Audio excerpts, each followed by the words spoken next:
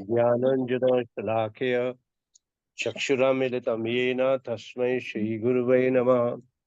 श्रीचैतन्यमनोभीष्टं स्थापितं येन भूतले स्वयं रूप कथामह्यं ददाति स्वपदान्तिकं। वन्देऽहं श्रीगुरु श्रीयुतापदकमलं श्रीगुरून् वैष्णवांश्च श्रीरूपं सागजातं सहगना रघुनाथाभितं तं सजीवम् साद्वैतं सावधूतं परिजनसहितं कृष्णचैतन्यदेवं श्रीराधाकृष्णपादान् सहगना ललिता श्रीविशाखाभितांश्च हे कृष्ण करुणा सिन्धु दीनबन्धो जगत्पते गोपेश गोपिकान्त राधाकान्त नमोस्तुते तप्त कंचन गौरांगी राधे वृंदावनेश्वरी वृषभानुसुते देवी परमामि हरिप्रिये वाञ्छकल्पतरुभ्यश्च कृपा सिन्धुभैव च पतितनां पावनेभ्यो वैष्णवेभ्यो नमो नमः। जय श्री कृष्ण चैतन्य प्रभु नित्यानंद प्रियाद्वैत गदाधर शिवसदि गौर भक्तवृंद हरे कृष्णा कृष्णा कृष्णा हरे हरे हरे राम राम राम हरे हरे। नारायण नमस्कृत्यं नरं चैव नरोत्तमं देवीं सरस्वतीं व्यासं ततो जयमुदीरयेत्।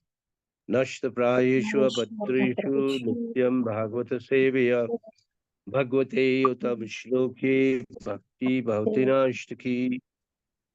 ओम नमो भगवते वासुदेवाय। ओम नमो भगवते वासुदेवाय। ओम नमो भगवते वासुदेवाय।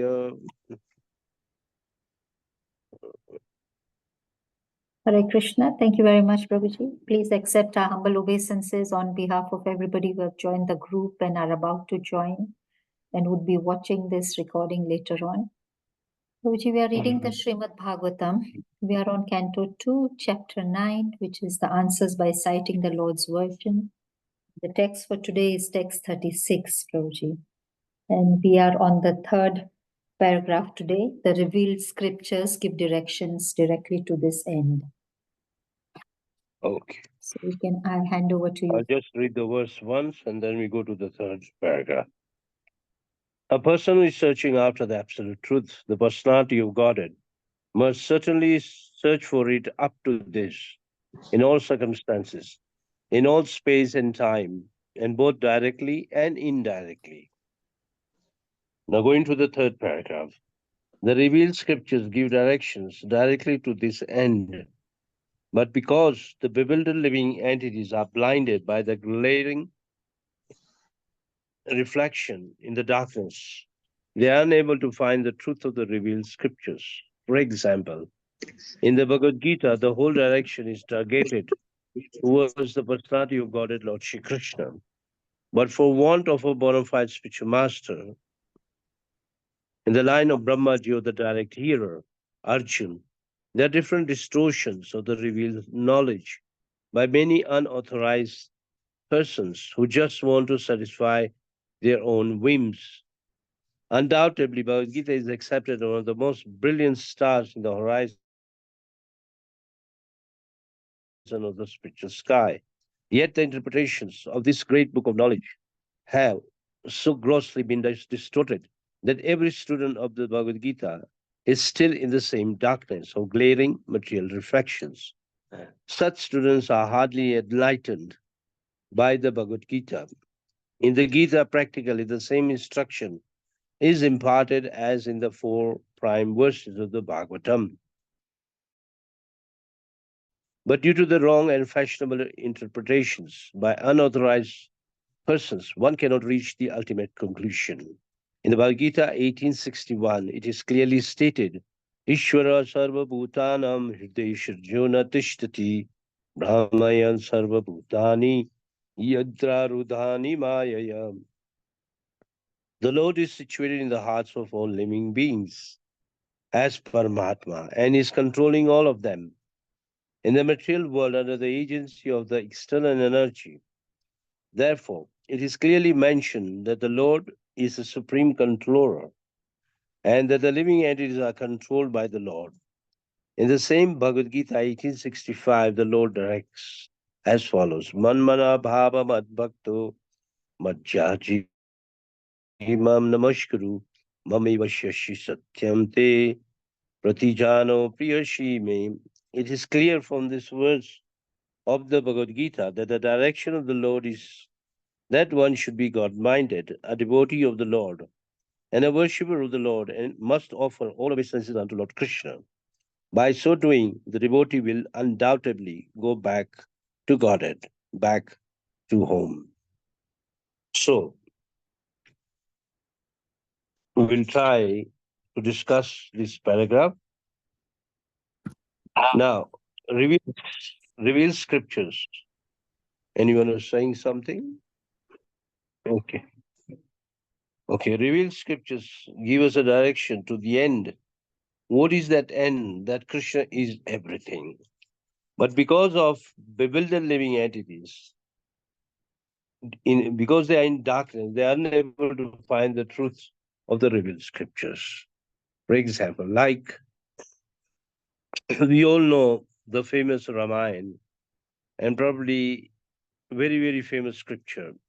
Everybody knows Ramayana, at least the theme of Ramayana. But how many people, after reading Ramayana, understand that Lord Ramachandra is the absolute truth? Very few. They like to hear the story, they like to hear the pastimes, not realizing that the Lord is a person who came to this earth to perform his pastimes and to teach us the reality of this world, which is Dukhalayam Asashvatam. In the similar way, the whole Bhagavad Gita is targeted towards one place, and that is to understand that Krishna is the Supreme Personality of Godhead. Not only that, we are supposed to surrender to Krishna, but few actually come to realize this. We all know the history of ISKCON, that when Prabhupada went to America, there were so many editions of Bhagavad Gita, and practically, in fact, all of them had distorted the actual knowledge. And when people would read, they'll be misguided. Instead of surrendering to Krishna or instead of accepting Krishna, the mind will hover on a mental platform. And that's why those people or those who read Bhagavad Gita could not or did not become devotees. So we know that whole Bhagavad Gita is to explain to you that Krishna is the Supreme Personality of Godhead. And in addition, if you read Bhagavatam, we will realize that Krishna is the Supreme Personality of Godhead. There are a couple of verses which you already covered earlier, that how Krishna on the lap of Putna killed Putna, he killed Trinabrat, he killed Shaktashur, he lifted Govardhan, and he did many, many pastimes. But yet, after hearing all this, they do not accept Krishna. It means that their mind is not clear, their knowledge is not clear. So here Sri Prabhupada says that we have to go in a lineage which is connected to the disciplic succession. No need to waste time and accept anyone as your spiritual master. It's common in India. If someone is a good lecturer, people take him as a guru. No. Someone may be going good at giving lectures, but is he practicing Krishna consciousness? Is he having a good bhajan and sadhan? If not, one should not accept a spiritual master. That's why there are so many cheap spiritual masters available, or one can have and spoil the whole revealed knowledge of Bhagavad Gita. And here Sri Prabhupada makes it very, very clear that you have to hear from the lineage, like ISKCON is in the lineage or the disciplic succession of Lord Brahma. Brahma speaking to Vyasa, Vyasa to Narada, and so on, going right up to here to Sri Prabhupada himself. So if you hear Sri Prabhupada, if you read Prabhupada's books, then the knowledge will be revealed automatically. And here Sri Prabhupada is commenting that undoubtedly Bhagavad Gita is accepted as the most brilliant stars in the horizon of spiritual sky. It means it's very shining. And yet people who distort the meaning and explain something else. You'll find that people speak so many rubbish things. Those who are accustomed to hear Prabhupada gives an example of a very famous person, Dr. Radhakrishnan, is one of the vice presidents of India or prime minister, I'm not very sure, that he interpreted that Bhagavad Gita is spoken by someone within Krishna. And when he talks to Man Mana Bhavan Mad Bhakto, Mayavad is interpreted in many, many ways. So we should not take instructions from all that. If you go to Bhagavad Gita, very first verse, Sri Prabhupada says, Bhagavad Gita is a perfect theistic science. Those who don't believe in God, Bhagavad Gita is not meant for them. Bhagavad Gita is meant for those who believe in God, number one.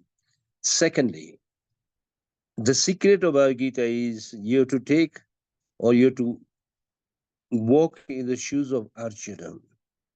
You have to, the way Arjuna is receiving it, the same way if you receive it, the effect will be 100%. And you'll know Bhagavad Gita very nicely. So, otherwise, one will remain in darkness. Just like sometimes we see the reflection of water in the room, does not mean that the light has come in the room. It's only a reflection. So, when those people who distort the meaning of Bhagavad Gita is like the reflection of Gita, not the original Bhagavad Gita. So, Bhagavad Gita, the instruction remains the same.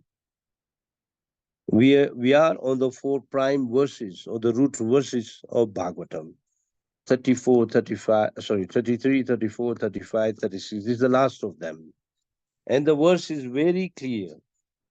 The verse says, a person who is searching after the absolute truth, the personality of God, it means Krishna, most certainly search for it up to this, in all circumstances, in all space and time, both directly and indirectly.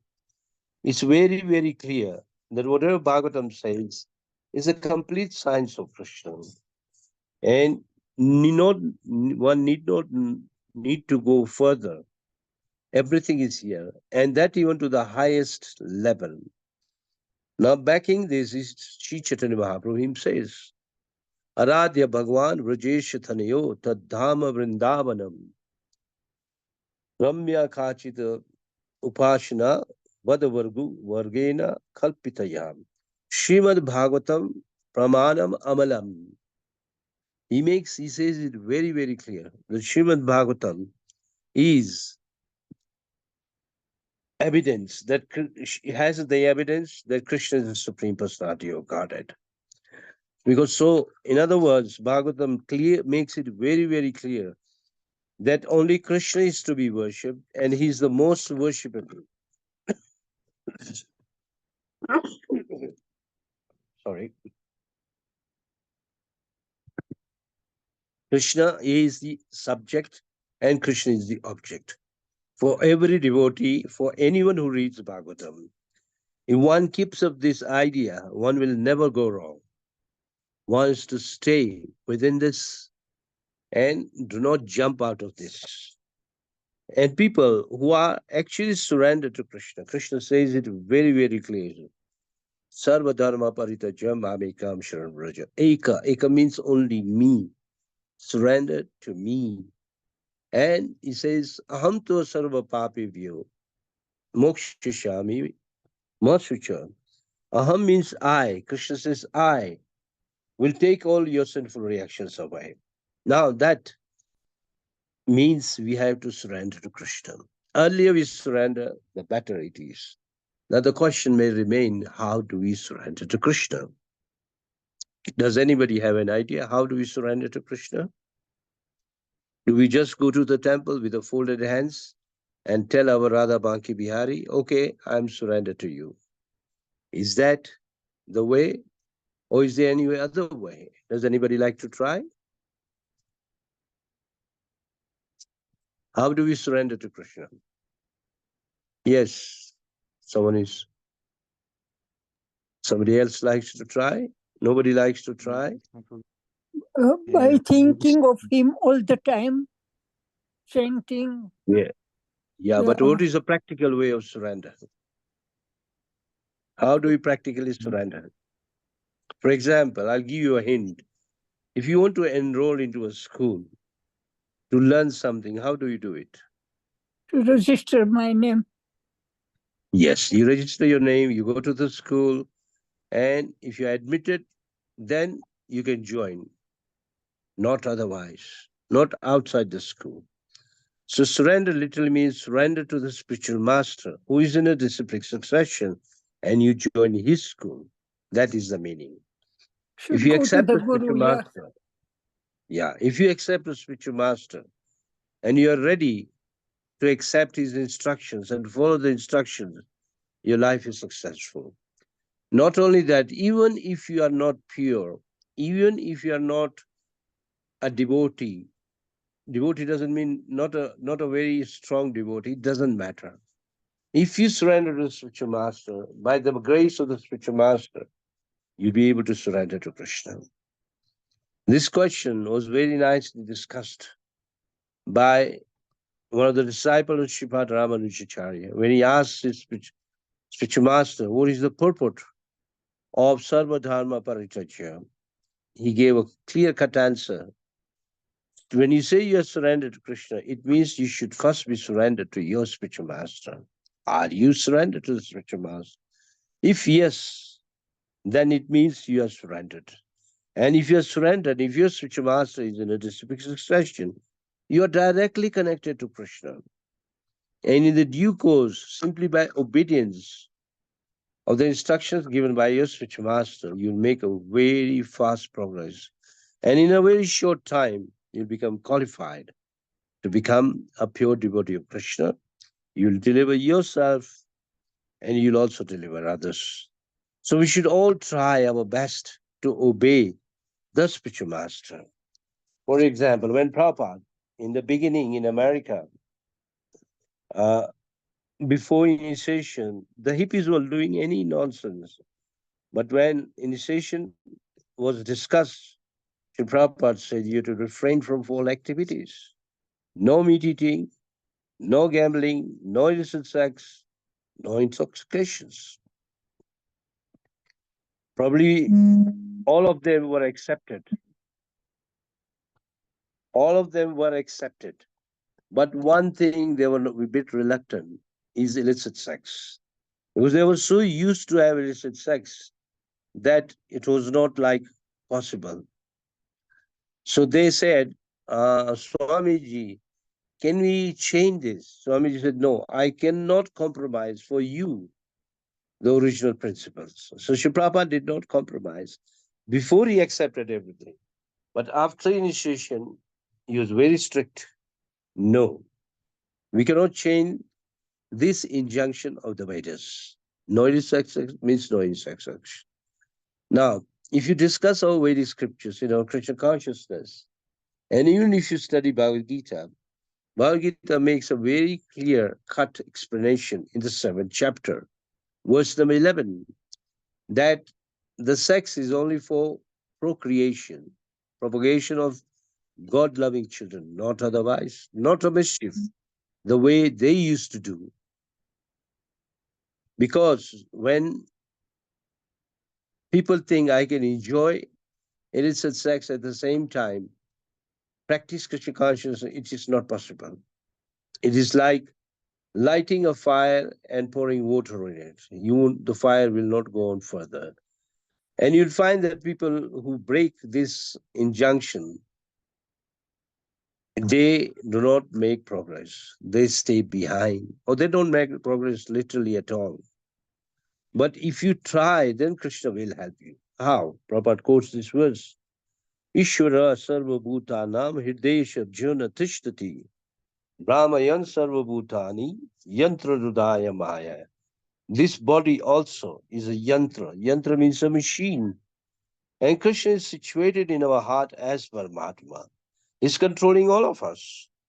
Now, when he sees a person trying to surrender to Krishna, Krishna will help him from within. He makes it in one of the prime verses of Bhagavad Gita, the root verses of Bhagavad Gita. Tesham eva anukamfatham aham ajnana jamtava. Nashyami atma bhavasto jnanadipena bhashvata. I, sitting in the heart of my devotee, dispel the darkness which is brought about by, what do you call, ignorance. And I light the lamp of knowledge. So in this way, Krishna is in the heart of all of us. He is already there. Krishna will see how sincere you are, how much you are ready to surrender. Then he will help. And he doesn't say only you, he says all of us. Ishvara Sarva. Sarva means all. I am in the heart of all living entities. That's why you find that people, when they have not heard about Krishna, they don't surrender. But once they hear about Krishna, one easily surrenders to Krishna. So the question may be or may come to us, have I heard enough about Krishna? The answer is no. Because Krishna is unlimited absolute truth. And we ought to hear more and more and more. The more we hear, the better for us. So as we hear the instructions of scriptures, especially two scriptures are very much recommended. Srimad Bhagavatam and Srimad Bhagavad Gita. And if you're serious, then you go deeper into the books of our Goswamis, which have been translated by Srila Prabhupada himself, like Nectar of Devotion, Nectar of Instruction, and Teachings of Lord Chaitanya, Ishopanishad. All these books carry so much that it takes you years to study them. But if you faithfully hear them, you'll be able to assimilate them very quickly. It's not that you have to know word by word, but at least you know the substance of each book, each scripture. Then Krishna will help you from within. So the Lord is a supreme controller. Krishna is a controller of all of us. We all know that famous pastime of Sri Chaitanya Mahaprabhu, when he took sannyas on the pretext of looking for his brother. He was touring all over India, and first he went towards South India. And when he went to Sri Ranganatha temple, which is a massive temple, he found so many brahmanas, over 1,000 brahmanas. They all were studying Bhagavad Gita and reading Bhagavad Gita. And as they were reading Bhagavad Gita, he found one of the brahmins not reading but looking at Bhagavad Gita, and he had tears in his eyes. And he was like attracted to the cover of Bhagavad Gita. And Sri Chaitanya Mahaprabhu is Krishna himself. He knows what is in his heart. Yet, to make it double sure, he asked him that, why are you not reading? And I see that you are crying. What is the reason? And the first thing he said that, first of all, I'm not very expert at Sanskrit. Yet my Guru Maharaj says, you read it. So I'm trying my best to read it. And I'm sure one day I'll know it. It means he was not very learned. He was not illiterate, but at least he was not very, very learned. So Chaitanya Mahaprabhu asked the second question. But then I see that there are there are tears flowing from your eyes when you're looking at Bhagavad Gita, especially the picture of Krishna and Arjuna on a chariot. What is the reason behind this?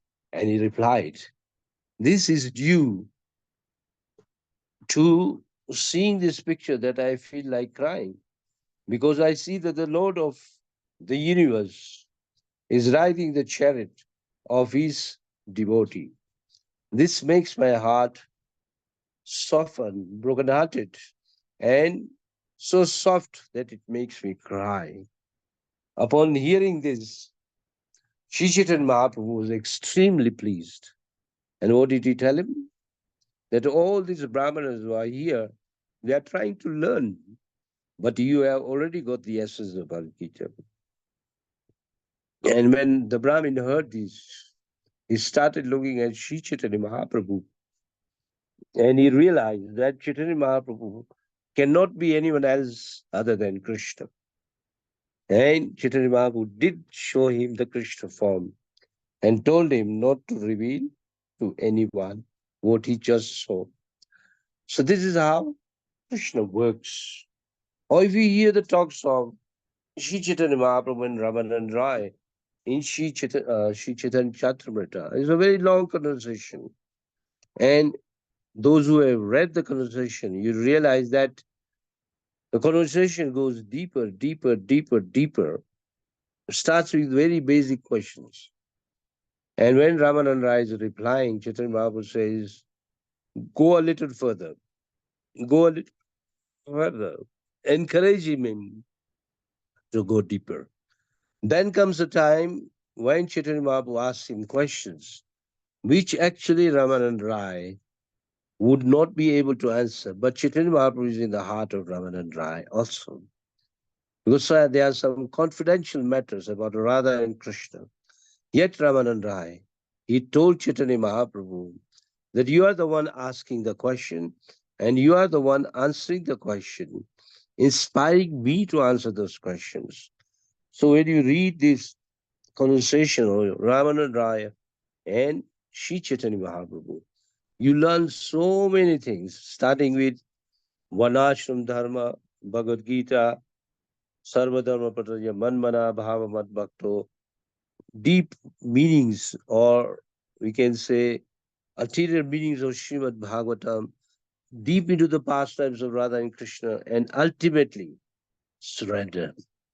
And by the mercy of, or by the grace of Sri Chaitanya Mahaprabhu revealed to him a form which no one had seen, the form of Radha and Krishna. And when Ramananda Rai saw that this is Chaitanya Mahaprabhu, who is a combined form of Radha and Krishna, he at once fainted, became unconscious. And when he woke up, again he saw Sri Chaitanya Mahaprabhu. So he could understand that this Sri Chaitanya Mahaprabhu is the same Radha and Krishna. And by his grace, he has shown me this beautiful form. So this is how Krishna reveals himself to his pure devotee. Now we should, for your information, Ramanand Rai is previously a gopi, Vishaka, and sometimes is also Arjun. So this is like Krishna and Arjuna meeting again. Also, Shri Prabhupada says that as the Paramatma, the Lord in the heart, is giving this direction to everyone. What is the direction of Bhagavad Gita? The whole Bhagavad Gita is summed up actually in one verse, which Shri Prabhupada is quoting here, which repeats twice in Bhagavad Gita. Man mana bhava mad bhakto madhyaji mam namaskuru. Mam eva shashi satyam te pratijane priyavashime. Now the question may arise that why then do we have to read all those 700 verses? We have to read those verses. The other 699 verses, the only reason is to make our mind clear. For example, like the first chapter is more or less a scene or a kind of a startup. The second chapter reveals so many things. Third chapter gives you how or the meaning of karma. Fourth is transcendental knowledge of Sanatana Yoga. Fifth chapter is for devotees, how to perform karma while in Krishna consciousness. Sixth chapter speaks of Ashtanga Yoga. And we find that Arjuna not accepting that yoga because he found it very difficult. That's why the chapters which follow, 7 to 12, actually are Bhakti Yoga. And at the end of the 12th chapter, Krishna says, one who takes this imperishable path of devotional service is very, very dear to me. So part of bhakti is most, not just relishing, but most powerful. And that's why the Bhagavad Gita gives this four instruction. Always think of me, become my devotee, worship me, offer your homage unto me. If you can do these four things daily or every moment, you become dear to Krishna. Very easy to get Krishna. But there are people who distort the meaning of Bhagavad Gita. That's why people don't surrender to Krishna. Even after hearing Bhagavad Gita, if a person does not do this, it means he never understood the meaning of Bhagavad Gita. People like entertainment, people like festivals, people like to do so many things. But when it comes to surrender to Krishna, people are very reluctant. Very, very reluctant. So one should be God-minded, like Arjuna. Here, Sri Prabhupada uses the same word, almost to the end of the purport. It is clear from this verse of Bhagavad Gita that the direction of the Lord is to be, one should be God-minded, which can be said like, always be conscious of Krishna. And you can't be conscious of Krishna if you are not a devotee of Krishna or a worshipper of Krishna and pay your obeisances to Krishna. And if you do these four things, this is the formula, you can actually win the heart of Krishna. And that is the meaning of this Manmana Bhava Mad Bhakto. Even when you read the purport, it's a very beautiful purport, not a very long purport, 1865. But the second paragraph is very clear. It says, one should be attracted by this beautiful form of Krishna called Shyama Sundar, holding his flute with a peacock feather on the head, wearing yellow clothes, his legs in a his body is in a S shape, and a bluish boy with very beautiful lotus kind of eyes and a beautiful smile. If you become attracted to that Krishna, then you are very fortunate. So if you want to make ourselves fortunate, then we have to follow Sri Prabhupada's instructions. And as we follow Sri Prabhupada's instruction, then we'll be successful. Sometimes people who are not very much devoted, they may ask very strange questions. Because I sit here in the office in Nairobi, and sometimes people may ask, have you seen Krishna? Of course, I can trick them and say, oh, like this, like this. But to be the truth is, yes, Sri Prabhupada is seeing Krishna, and we have faith in Sri Prabhupada, that it means I have seen Krishna. I do not need to go and see Krishna. When I become qualified, Krishna will reveal himself to me. So with that understanding, we should practice these four principles, Manmana Bhava Mad Bhakto, Madhyaji Mam Namaskuru. So in short, Sri Prabhupada in this particular purport, in this section of Bhagavatam, he says, why Bhagavad Gita's knowledge remains hidden? Due to the distorted meaning by the unscrupulous commentators. They speak anything. And there are people who will accept also any nonsense. That we should not do. We have to have a very clear-cut understanding what is Bhagavad Gita trying to say. And the whole Bhagavad Gita, as I told you, is summed up, or the substance, or the essence is in one verse. I repeat the verse, Man mana bhava mad bhakto mad yaji mam namaskuru. Mam evashi satyam te pratijane priyoshimi. Because you are my friend, I am telling you this. And earlier in the fourth chapter, Krishna revealed his relationship with Arjuna, that you are my friend, bhaktoshi me sakha cheti. You are my friend as well as my devotee. And you will be able to understand Krishna had faith in Arjuna. Just like sometimes when we discuss Bhagavad Gita with others, or Krishna consciousness with others, we find some people very submissive and many people not submissive. So we feel in the heart pain for them that they are not accepting or they don't want to submit to Krishna. But those who are ready to submit to Krishna, we feel joyful. Yes, at least this person, if he practices hearing Bhagavad Gita, and if he, along with that, if he starts chanting Hare Krishna, Krishna Krishna, Hare Hare, Hare Rama, Rama Rama, Hare Hare. So people will recall, those people when we see them, we feel happy and we feel satisfied. At least here is a person who is ready to surrender to Krishna. So in this way, Krishna gives us a guidance. Now, one thing you should know that even when you are preaching, don't have a doubt that Krishna is not in his heart. Krishna is also in his heart. Krishna is also in your heart. How maybe Krishna has revealed a lot to you, to him, maybe a little. But if that person surrenders to Krishna, then the revelation will take place, and in due course, a person will fully surrender to Krishna. What is the qualification on our side is how much we have surrendered, which is nicely explained in the 4th chapter. Ye yatamam prapadyante tam tathaiva bhajameham. As they surrender to me, I reward them accordingly. So it depends how much Krishna you want. Do you want only the impersonal feature or the Brahma knowledge of the impersonal feature? Or do you only want the Paramatma feature of the Lord in the heart? Or do you want to know Krishna? It also depends on a person to person. There are people who may be just satisfied by understanding the impersonal feature. Like many people, when you ask a question, do you believe in God? They say yes. At least they have accepted. Then when you ask who is God, they can't answer. Many of them will say God is up there, or God is everywhere. At least they have Brahman knowledge, knowledge of Brahman. Then there are people who will say, yes, I know Krishna, or I know, no, they don't say Krishna, they say, I know God is in my heart, as is the heart of everyone. I should be a very good, non-violent person. I shouldn't give trouble to anyone. I should pray for anyone. I should be kind to everyone.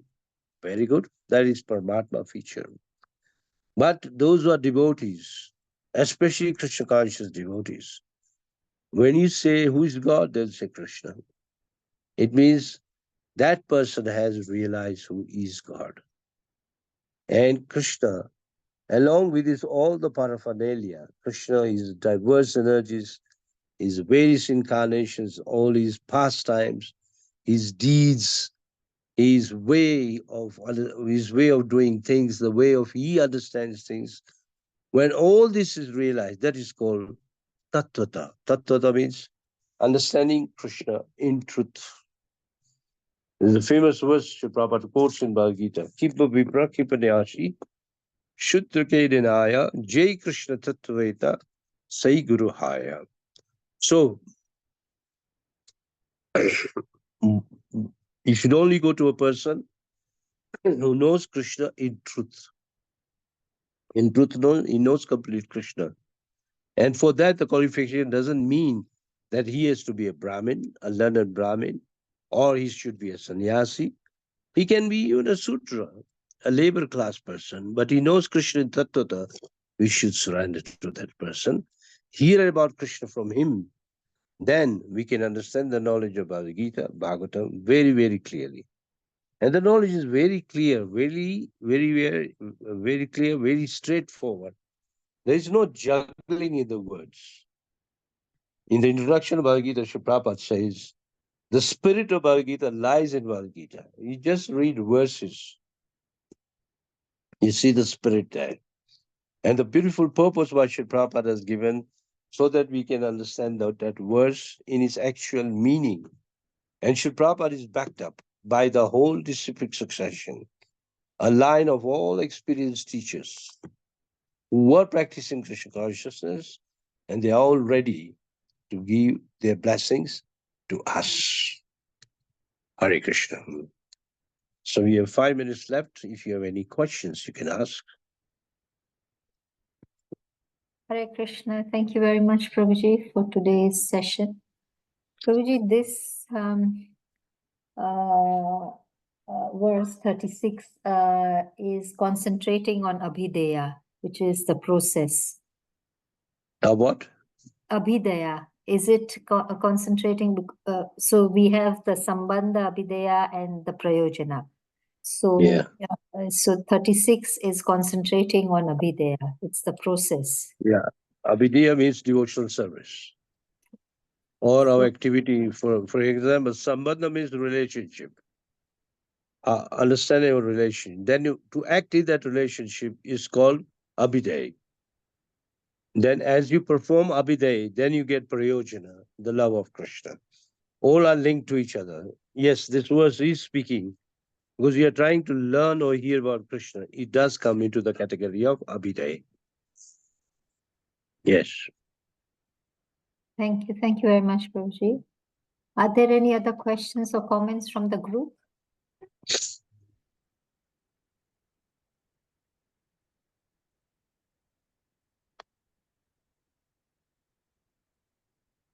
There are no questions from the group, Prabhuji. So we can end the session then. All right. Okay. Can I request Bhakta Mugo, Dennis Prabhu, Hare Krishna, are you able to end the session for today, please? Hare Yeah, Krishna. Hare Krishna. Hare Krishna. Thank you very much, Mataji, for the opportunity. And please accept my humble obeisances, Your Grace, Rukma Prabhuji, for that great class. As you were talking about the essence of hearing the Bhagavad Gita from a unified person, I could not not notice the rare opportunity we have as the assembled devotees for you to also to get this nectar of Krishna from you.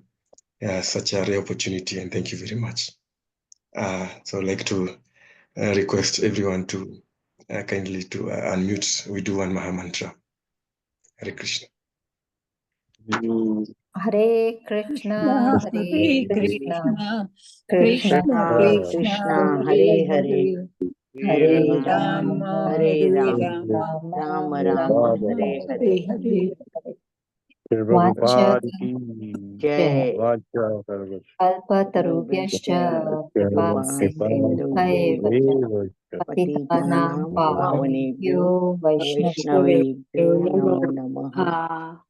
Vaishnu Thakur ki Ki Jai. Jai. Srila Prabhupada Ki Jai. His Grace Rukma Prabhu ki Jai. Jai. Granth Hari Srimad Hari Bol. Bhagavatam ki Jai. Jai. Thank you, Prabhuji, Mataji. Thank you very much, Pramila Mataji, for joining in. Hare Krishna. Thank you.